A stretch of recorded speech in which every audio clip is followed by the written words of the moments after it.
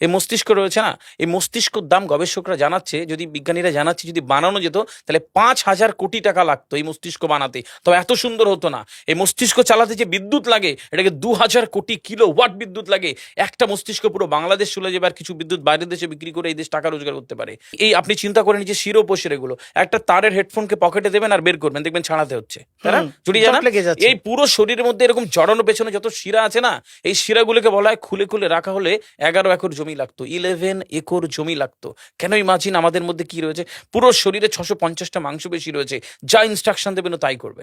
আজকে একবার ভেবে না কাল একটা বাইক কিনবেন, হন্ডা কিনবেন, আপনি বাইরে বেরোবেন দেখবেন সব বাইকের দিকে নজর যাবে, এই বাইকটা ভালো, এটা সুন্দর, মাইলেজ ভালো, কোনটা ভালো, কি দেখবো।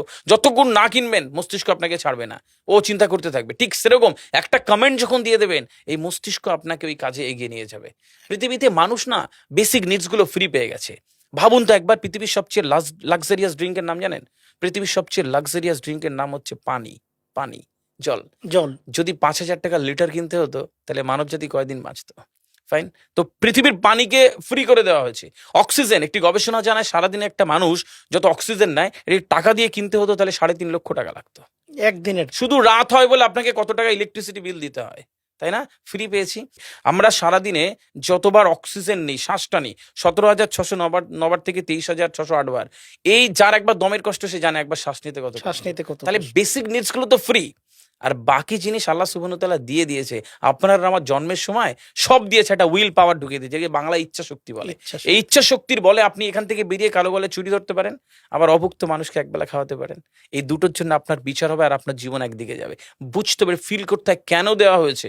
আমরা বেশিরভাগ মানুষ দেখবেন নামাজে দাঁড়ানোর সময় যে কোনো একটা ঘেমো গন্ধওয়ালা পোশাক পরে নামাজে দাঁড়াই, বিয়ে বাড়ি যাচ্ছি হেভি ফিটফাট করে।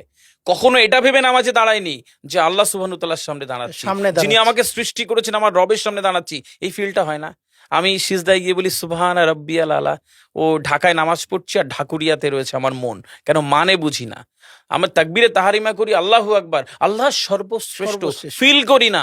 যখনই না ফিল করবেন তখন অনুভূতি আসবে না। সূরা জুমার আয়াত নাম্বার 9, খুব সম্ভবত আল্লাহ সুবহানাহু ওয়া তাআলা কোরআনে বলছে যে জানে আর সে জানে না, দুটো ব্যক্তি এক হতে পারে না।